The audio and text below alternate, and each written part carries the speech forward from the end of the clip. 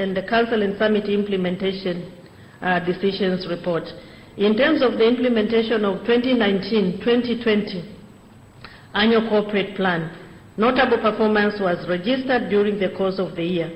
Out of a total of 182 outputs that were planned to be implemented during April to December 2019, 153 were successfully implemented, representing 84% implementation rate. The implementation of the remaining 2019 continue to be implemented during January and March 2020. I have reported on April to December, since the financial year is still ongoing and it comes to end in end of March 2020.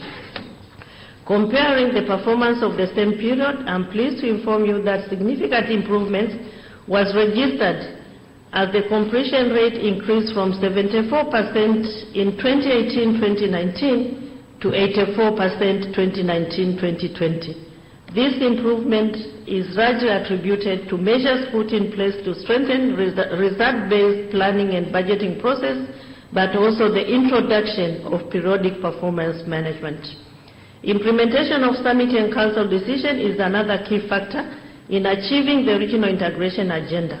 I'm pleased to report that out of the 50 Council decisions from the March 2019 Council meeting, 47 decisions were successfully and fully implemented during the period under review, representing 94%. In addition, out of 122 decisions from August 2019, 186 were fully implemented, representing 87%. In terms of August 2019 Summit decisions, a total of 34 decisions were fully implemented, out of the 44 decisions representing 77%, but we still have time until August 2020, so we are going to make sure that we implement the remaining 33%.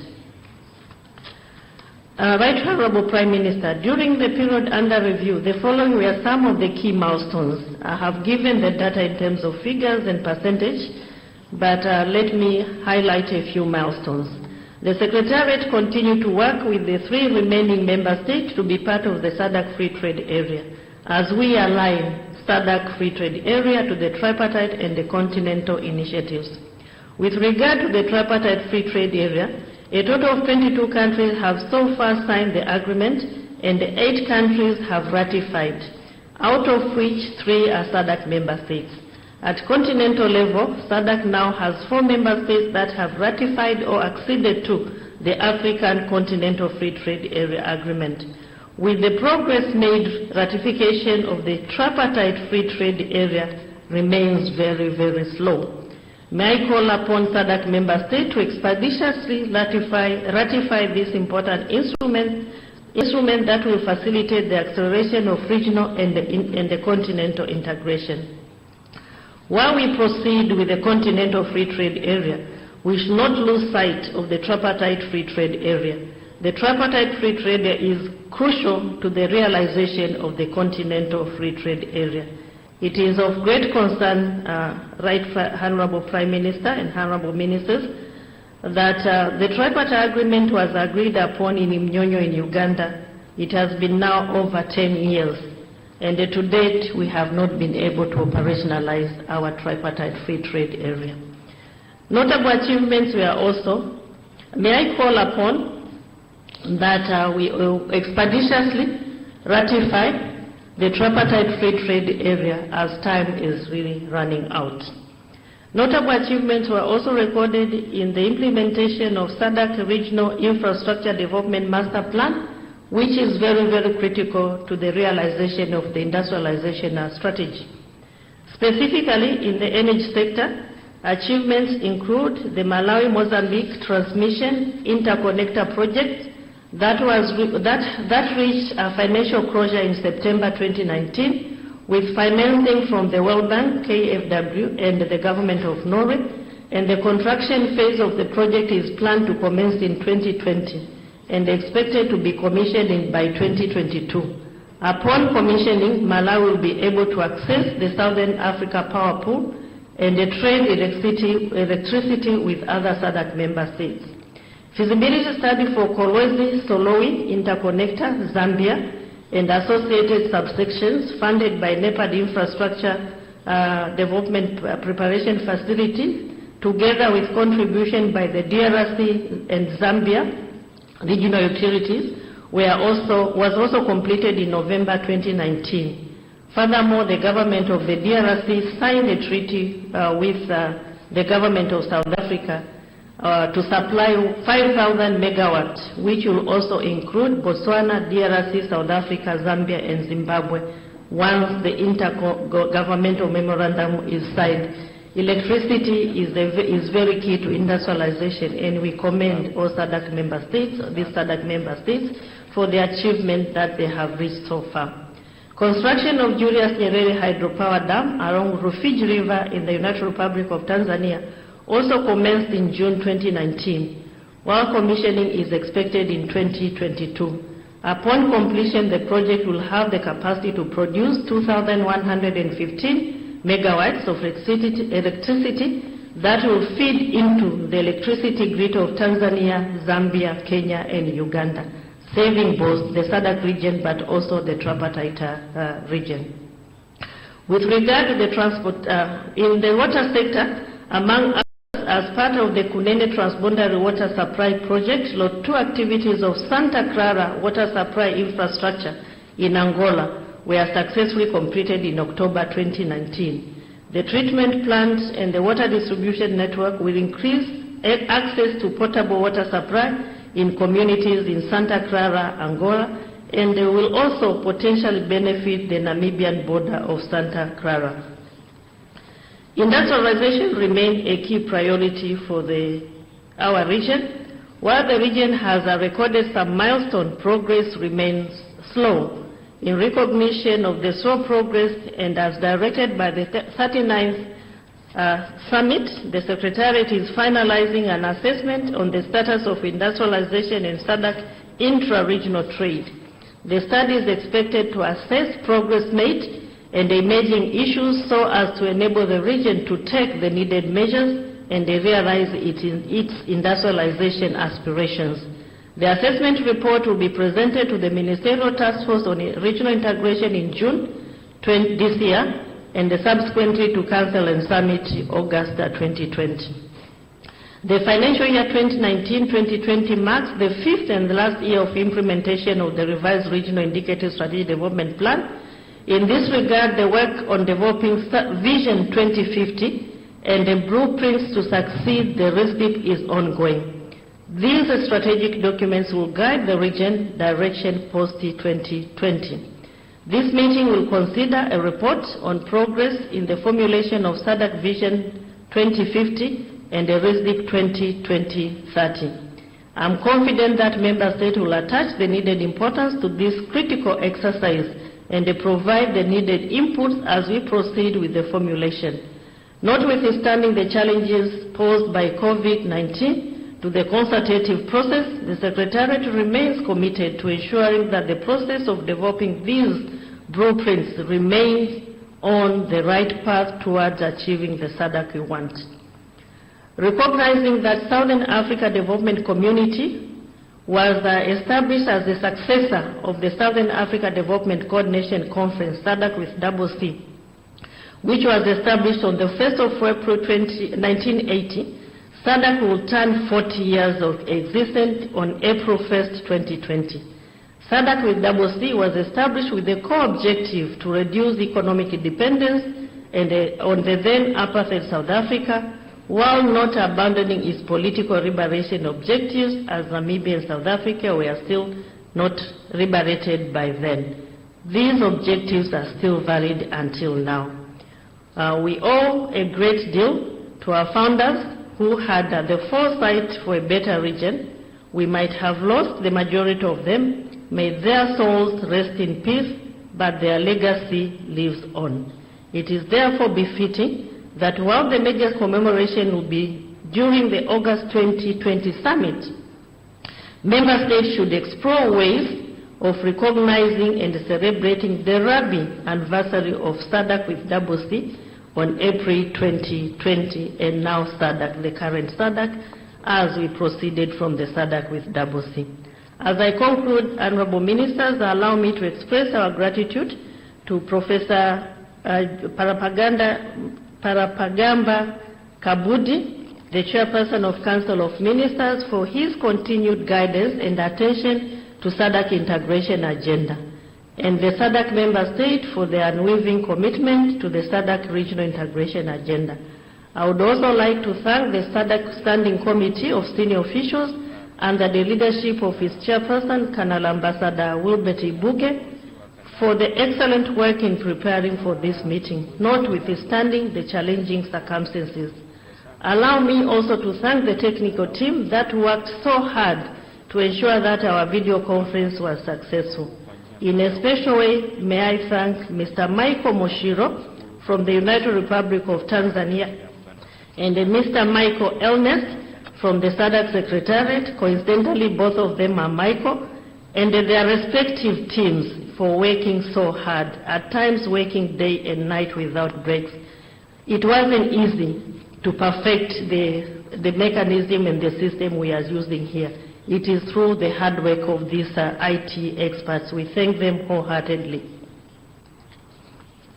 We also, let me also recognize TTCL and under the leadership of its managing director, ambaye amekuwa na sisi muda wote kuhakikisha kwamba kweli video conference hii inafanyika. Ni kujitoa kwa hali ya juu. Tunaishukuru sana serikali ya Jamhuri ya Muungano wa Tanzania na watendaji wake wote. Pengine sikuzitaja taasisi zingine zilizoshiriki, lakini niwashukuru kwa ujumla wao wote. In the same vein, I also wish to thank my two Deputy Executive Secretary, Dr. Mshongo and Ambassador Norris, for overseeing the preparation of this video conference, and the all Sadc Secretariat staff for the dedication to work, which has seen the Secretariat making progress as I have reported. Allow me to close with a quote from Sir Seretse Khama, the founding president of the Republic of Botswana and the inaugural chairperson of the Southern Africa Development Coordination Conference, when he said, "We move forward in unity or we perish." With the mutual trust and the common vision of a brighter future, we shall not fail. End of quote. We shall not fail in our fight against COVID-19 and in our quest to achieve the Sadc we want. With these few remarks, I look forward to a successful and fruitful meeting. Asanteni sana, Monto Mesibuku, Monto Obrigado. Thank you. Ni katibu mtendaji wa Sadc Dr. Stergomena Tax akiwasilisha hotuba yake ya utangulizi katika shughuli hii ya ufunguzi rasmi wa mkutano wa Baraza la Mawaziri wa Sadc unaofanyika hapa jijini Dar es Salaam. Na wakati huu anayeitwa kuzungumza ni Waziri wa Mambo ya Nje na Ushirikiano wa Afrika Mashariki wa Tanzania, ambaye pia ndiye mwenyekiti wa Baraza la Mawaziri wa Sadc, Profesa Paramagamba Kabudi. Prime Minister of the United Republic of Tanzania, Honorable Ministers and Deputy Ministers of Sadc member states, Your Excellency Ambassador Colonel Wilbert Ibuge, Permanent Secretary in the Ministry of Foreign Affairs and the East African Cooperation of Tanzania and Chairperson of the Senior Officials Committee of Sadc, Permanent Secretaries, Dr. Stergomena Lawrence Tax, Executive Secretary of Sadc, Your Excellencies, Ambassadors and High Commissioners of Sadc member states resident here in the Republic of Tanzania, Deputy Secretary Generals of Sadc and the Sadc officials, government officials here present, members of the press corps, invited guests, ladies and gentlemen, good morning.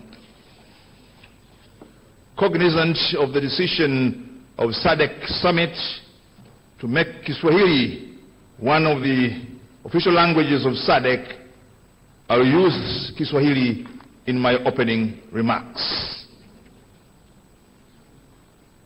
Nichukue fursa hii kumshukuru Mwenyezi Mungu Rahim kwa kuturuzuku uhai na kutujalia afya ambayo imetuwezesha kukutana leo hapa kwenye mkutano huu wa Baraza la Mawaziri wa Sadc.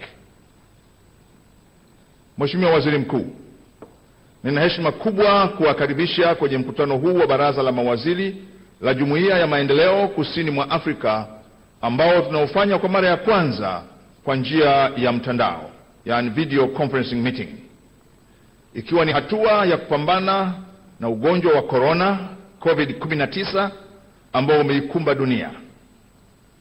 Sote tunafahamu mkutano huu unafanyika kipindi ambacho dunia inakabiliwa na changamoto kubwa ya mlipuko wa ugonjwa wa corona, yani COVID-19, ambao tarehe 11 Machi mwaka 2020 Shirika la Afya Duniani liliutangaza kuwa ni janga la dunia. Mkutano huu kwa njia ya mtandao unafanyika kufuatia ushauri na mapendekezo tuliyopokea kutoka kwa mawaziri wa afya wa nchi wanachama wa Sadc walipokutana kwa dharura hapa Dar es Salaam tarehe 9 Machi mwaka 2020, na maelekezo yenu viongozi wakuu. Pamoja na kwamba mabadiliko ya namna mkutano huu utakavyoendeshwa yalitolewa siku chache kabla ya tarehe ya leo, tumeweza sisi wanachama wote wa Sadc pamoja na Secretariat kufanikisha mkutano huu kufanyika kwa njia ya mtandao.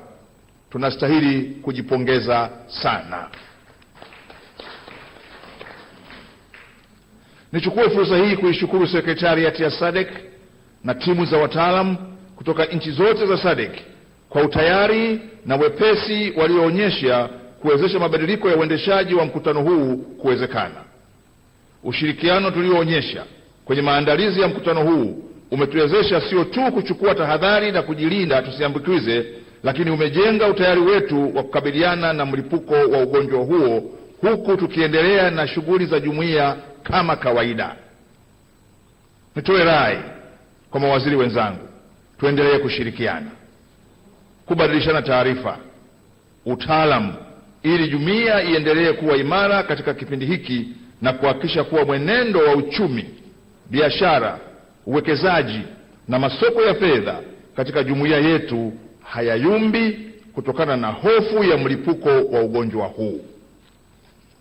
Kwa namna ya pekee nimshukuru sana Mheshimiwa Kassim Majaliwa, mbunge, Waziri Mkuu wa Jamhuri ya Muungano wa Tanzania, kwa kukubali kujumuika nasi na kuja kutufungulia mkutano huu wa Baraza la Mawaziri wa Sadc.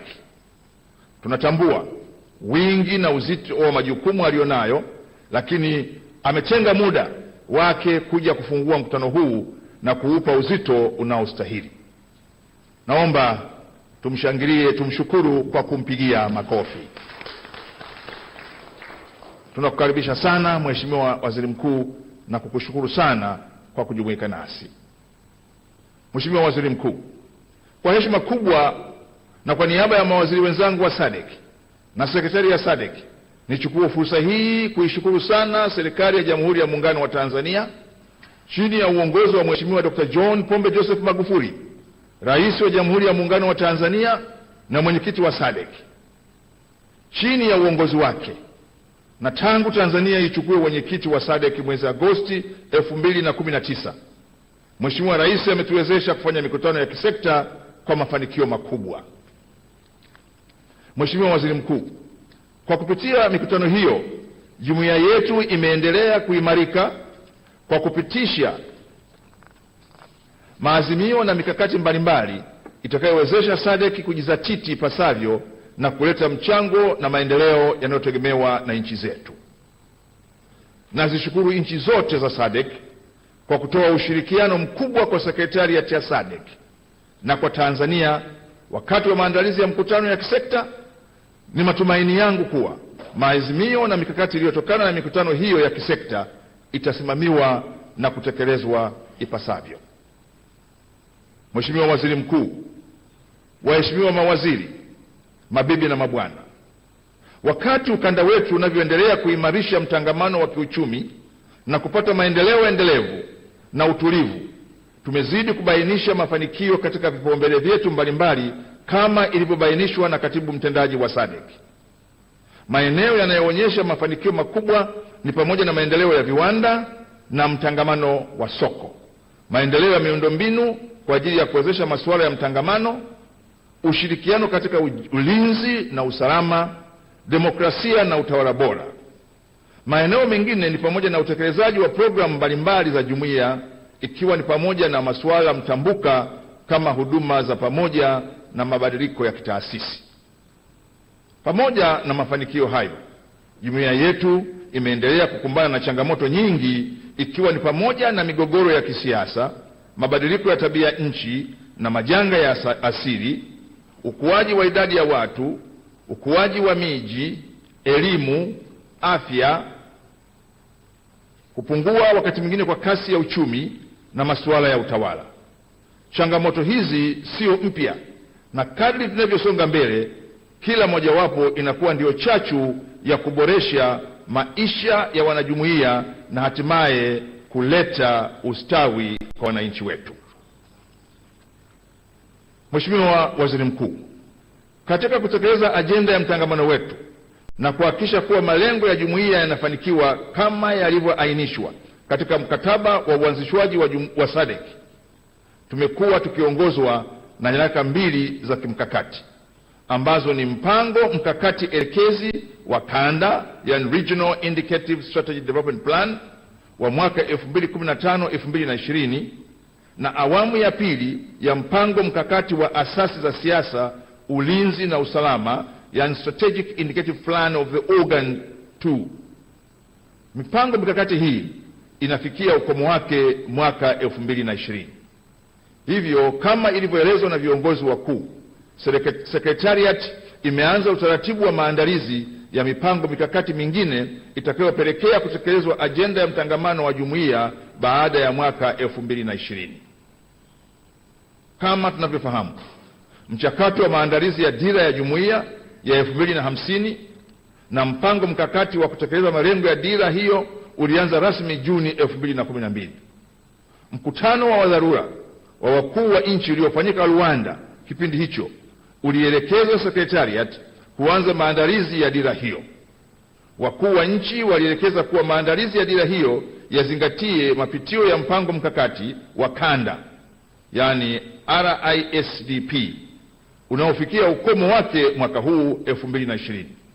Mpango mkakati wa kanda unatoa mwongozo katika utekelezaji wa ajenda za mtangamano wa jumuiya ili kuhakikisha ustawi wa kiuchumi, maendeleo na ubora wa hali ya maisha ya wanajumuiya, uhuru, amani na ulinzi wa raia wa kusini mwa Afrika. Mheshimiwa Waziri Mkuu, katika mkutano huu tutapokea na kujadili taarifa ya maandalizi ya dira ya jumuiya 2050. Wakati tunaandaa dira ya jumuiya 2050 na mpango mkakati wa utekelezaji wa malengo ya dira hiyo, tunahitaji mtazamo mpya wa kimkakati utakaotoa mwongozo kwa ajili ya kuendelea kunufaika na mtangamano wetu. Zaidi ya hayo, tunahitaji uelewa mzuri wa kimkakati katika utekelezaji na uchambuzi wa mafanikio yaliyotokana na mipango iliyopita na mapungufu yaliyotokeza. Hayo yote kwa pamoja yatatoa taswira nzuri katika kuandaa dira mpya ya jumuiya. Wakati tunaandaa dira ya 2050, ni muhimu tukatafakari ni kwa jinsi gani dira hiyo itakuja kutatua changamoto za jumuiya na zile zinazoikabili dunia, kama vile upatikanaji wa ajira kwa vijana, jamii yenye mahitaji maalum na kuwezeshwa kiuchumi kwa wanawake. Tuandae dira itakayotusaidia kuongeza kasi ya utekelezaji wa masuala ya mtangamano, itakayoweka mifumo mizuri ya utekelezaji wa masuala hayo katika ngazi ya kitaifa na kanda, na itakayowezesha ufadhili endelevu wa miradi ya jumuiya kwa ajili ya ustawi wake.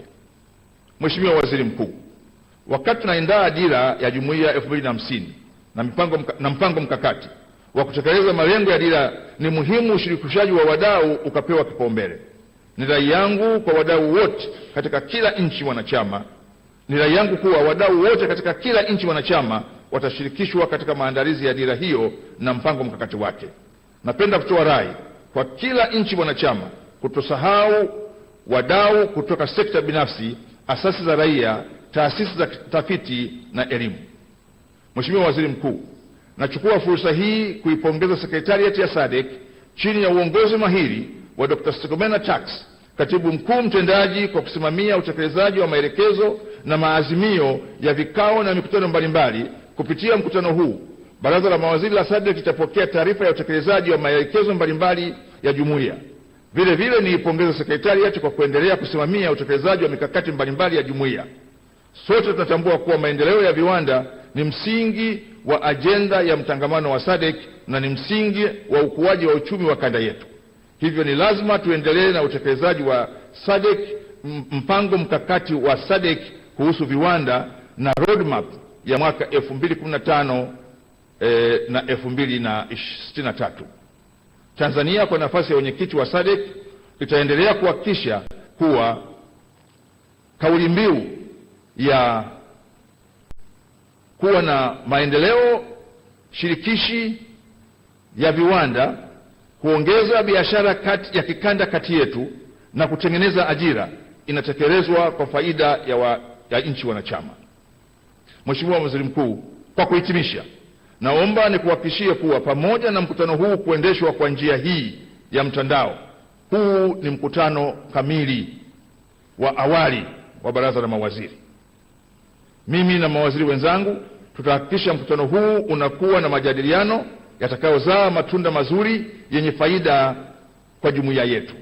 Vile vile tukuhakikishie kuwa matokeo ya mjadala yetu yatatoa mwongozo sahihi na kuhakikisha ufanisi katika utekelezaji wake kwenye ngazi ya kitaifa na kanda. Waheshimiwa mawaziri, baada ya kusema hayo, sasa kwa heshima na taadhima, naomba nimkaribishe Mheshimiwa Kassim Majaliwa, mbunge, waziri mkuu wa Jamhuri ya Muungano wa Tanzania na mgeni rasmi katika hafla hii ya ufunguzi wa mkutano wa Baraza la Mawaziri, ili aje kuongea nasi na kuufungua mkutano wetu. Mheshimiwa Waziri Mkuu, kwa heshima na taadhima, karibu sana.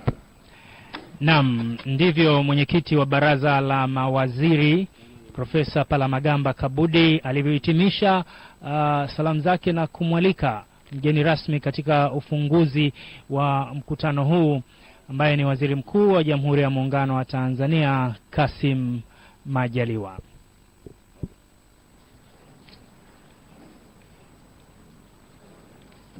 Mheshimiwa Profesa Palamagamba John Aiden Mwaluko Kabudi, mbunge, waziri wa mambo ya nje na ushirikiano wa Afrika Mashariki na mwenyekiti wa Baraza la Mawaziri wa Jumuiya ya Maendeleo Kusini mwa Afrika Sadc. Mheshimiwa Dr. Stegomena Lawrence Tax, katibu mtendaji wa Sadc. Waheshimiwa mawaziri na naibu mawaziri wote wa nchi wanachama wa Sadc, makatibu wakuu wote wa nchi wanachama wa Sadc, waheshimiwa mabalozi kutoka nchi wanachama wa Sadc wanaowakilisha nchi zao hapa nchini, naibu makatibu watendaji na maafisa wote wa Secretariat ya Sadc, viongozi wa serikali mlioko hapa, waandishi wa habari, wageni waalikwa, mabibi na mabwana, habari za asubuhi. Bonjour, bon dia, good morning. Mheshimiwa Mwenyekiti, awali ya yote napenda kumshukuru Mwenyezi Mungu mwingi wa rehema kwa kutujalia uhai na kutuwezesha kushiriki kikao hiki muhimu katika jumuiya yetu.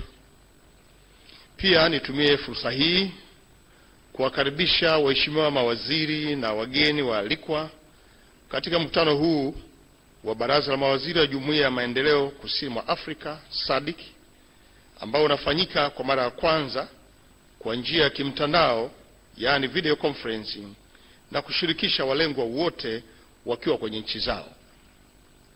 Kipekee napenda nichukue nafasi hii kumshukuru Profesa Paramagamba John Aiden Maruko Kabudi, mbunge, waziri wa mambo ya nje na ushirikiano wa Afrika Mashariki, na mwenyekiti wa Baraza la Mawaziri wa Sadc kwa kunialika kuhutubia hadhira hii adhimu ya nchi wanachama wa Sadc. Asante sana Mheshimiwa Waziri, na nimeona teknolojia inafanya kazi. Waheshimiwa mawaziri, wageni waalikwa, mabibi na mabwana. Mheshimiwa Dr. John Pombe Joseph Magufuli, Rais wa Jamhuri ya Muungano wa Tanzania na mwenyekiti wa Jumuiya ya Maendeleo Kusini mwa Afrika Sadc, angependa kuongea nanyi siku ya leo. Hata hivyo, kutokana na sababu zisizozuilika, ameniagiza nimwakilishe na kuwasilisha salamu zake za shukrani na pongezi kwenu kwa pamoja kutokana na jitihada mlizozionyesha katika kufanikisha mkutano huu. Mheshimiwa Rais Magufuli ameendelea kufuatilia mkutano huu kwa karibu zaidi muda wote na kuhakikisha kwamba unafanikiwa kwa kiwango kinachostahili.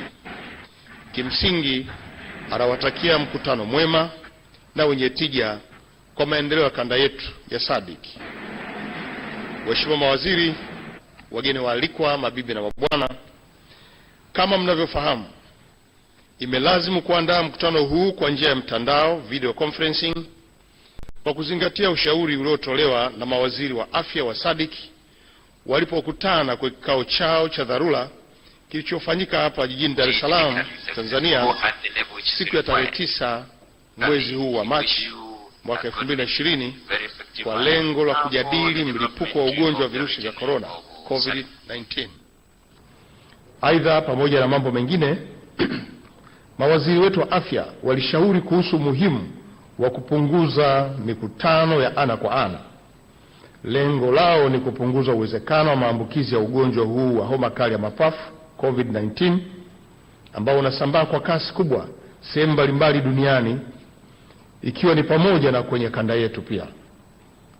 Kwa niaba ya nchi wanachama wa Sadc, nitumie fursa hii kuungana na ndugu zetu katika baadhi ya nchi wanachama ambazo tayari zimetangaza kuwepo maambukizi haya. Tuungane pamoja kumwomba Mwenyezi Mungu wakati huu wa mapambano dhidi ya COVID-19, pamoja na kuendelea kufuata taratibu za afya ili kudhibiti na kuzuia maambukizi haya.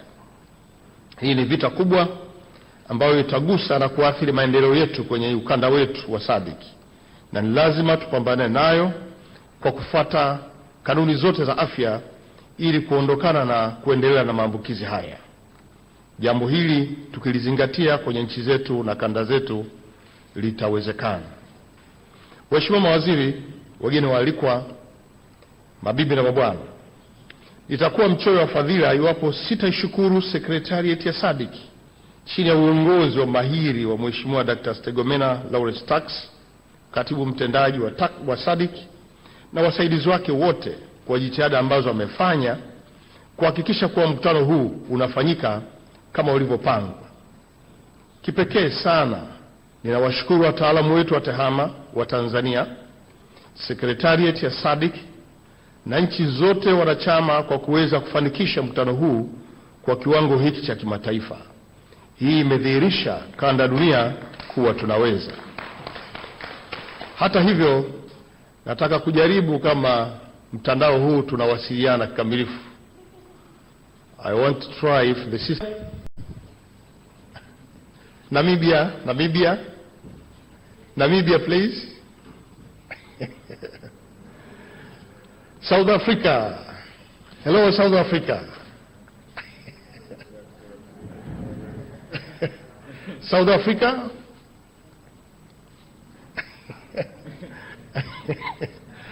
Madagascar please. Madagascar please.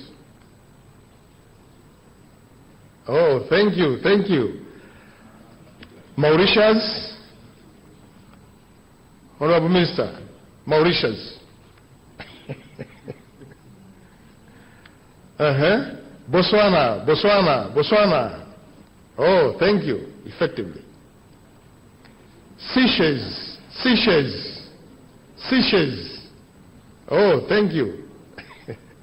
Zimbabwe, friends. Oh, thank you. Sadc Secretariat.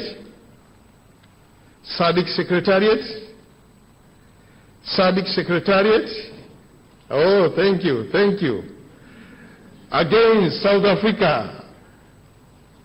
Oh, thank you. Again, Mozambique,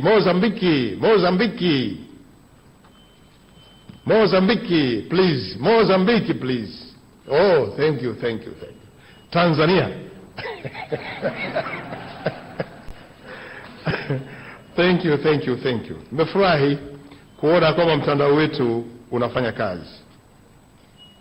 Waheshimiwa mawaziri, wageni waalikwa, mabibi na mabwana, tangu Januari mwaka huu, Jamhuri ya Muungano wa Tanzania inaendelea na jitihada zake za kuhakikisha kwamba mahusiano yetu kwenye nchi hizi za ukanda wetu wa Sadc unaendelea.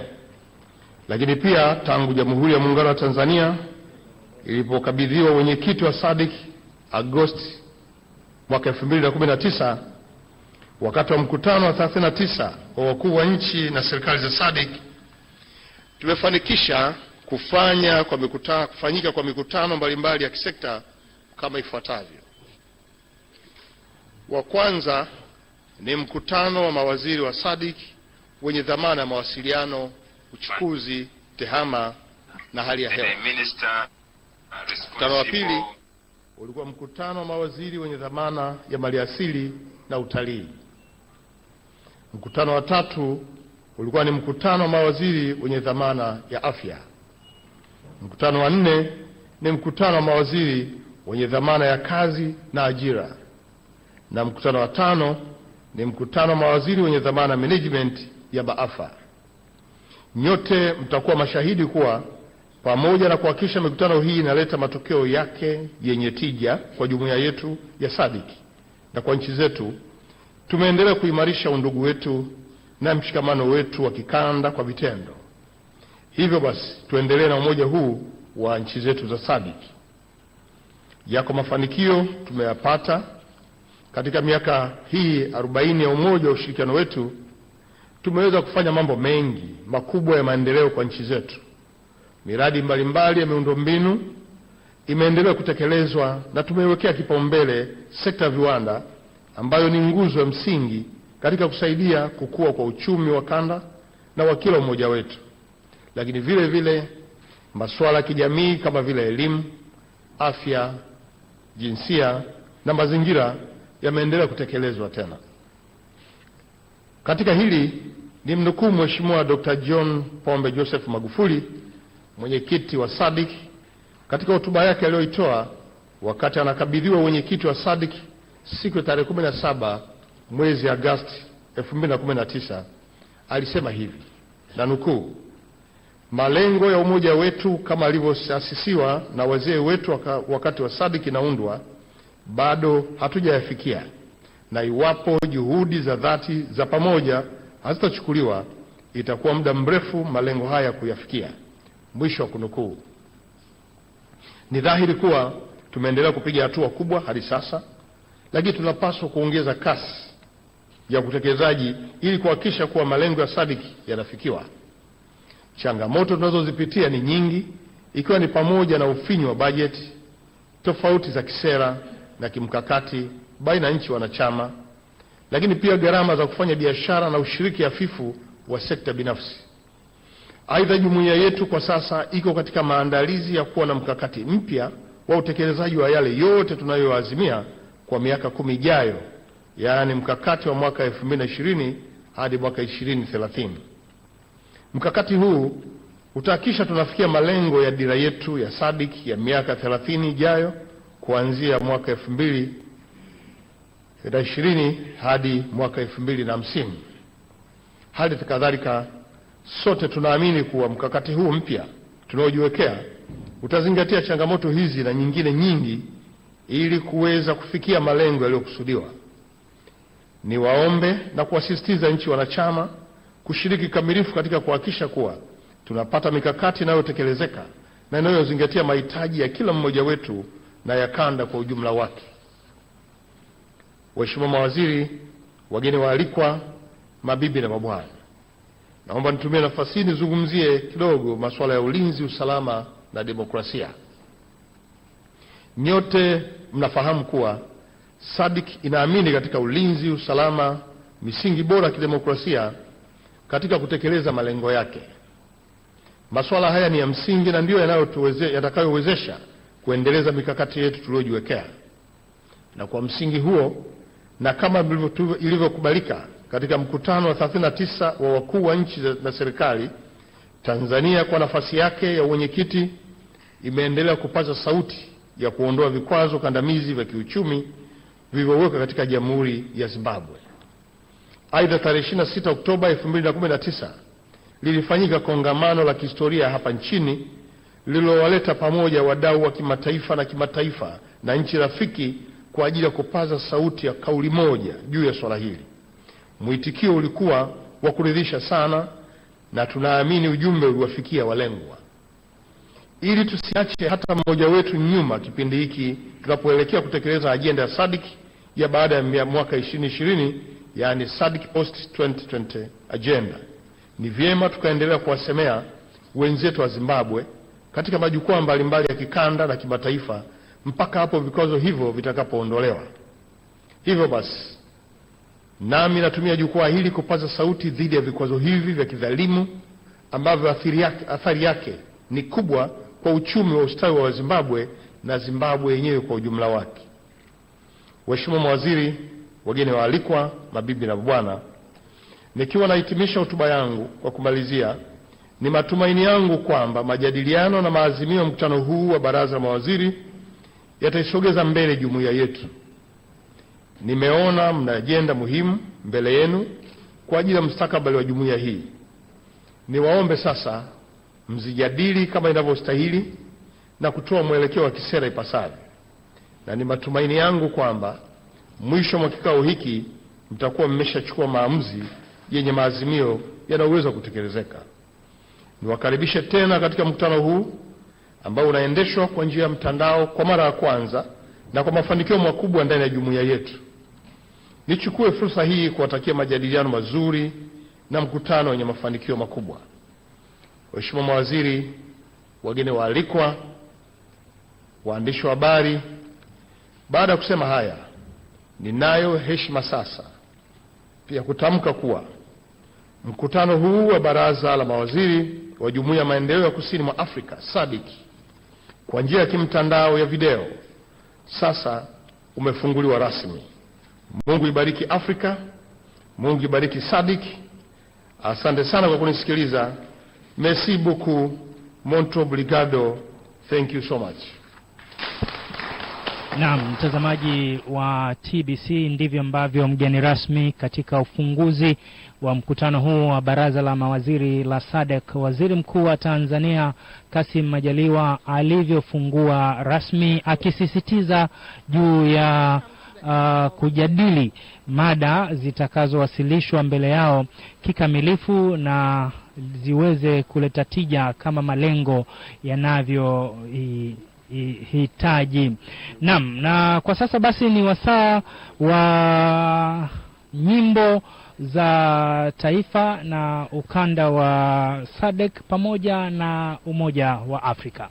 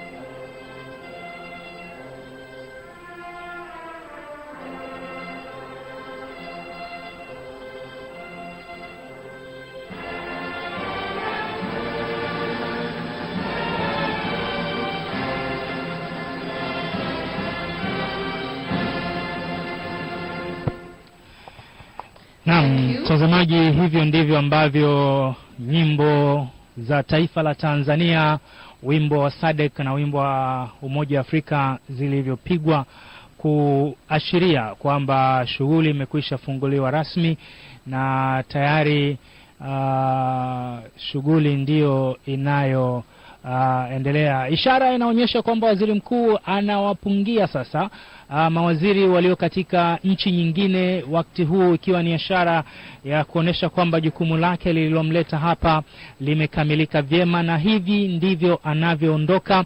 Na kuondoka kwake kuna ruhusu sasa kwamba agenda 6 ziwekwe mezani mbele ya baraza hili la mawaziri wa hizi nchi za Sadc, agenda ambazo ni taarifa ya maandalizi ya dira ya Sadc ya mwaka 2050, lakini pia agenda nyingine ni mpango mkakati wa maendeleo ya Sadc ya mwaka 2020 hadi 2030, maadhimisho ya miaka 40 ya Sadc tangu kuanzishwa kwake mwaka 1980, lakini pia utekelezaji wa maazimio ya vikao vilivyopita, hali ya michango ya kifedha kwa ujumla kwa Sadc, na kupokea taarifa ya ukaguzi wa shughuli mbalimbali za secretariat. Ndizo agenda ambazo zinatarajiwa kujadiliwa na mawaziri hawa, baraza la mawaziri la Sadc kutoka nchi hizi wanachama 16 zilizo chini ya Tanzania. Na mbali na hilo basi, katika hotuba aliyowasilisha waziri mkuu aliyekuwa mgeni rasmi katika ufunguzi wa mkutano huu, pamoja na mambo mengine, hakuacha kukumbusha nchi wanachama wa Sadc kuongeza juhudi katika mapambano dhidi ya corona, ambapo kwa nchi wanachama wa Sadc napo nchi zimeguswa. Baadhi ya nchi ikiwemo Tanzania zimekwisha tangaza kwamba zina ugonjwa huo tayari umekwisha ingia kwenye nchi hizo. Hivyo akawakumbusha wao kama nchi wanachama wa Sadc kuhakikisha kwamba sasa vita hii iendelee kupiganwa kwa kila namna ili kutokomeza kirusi hiki cha COVID-19, hatari kabisa kwa maendeleo ya nchi hizi. Na nikushukuru mtazamaji ambaye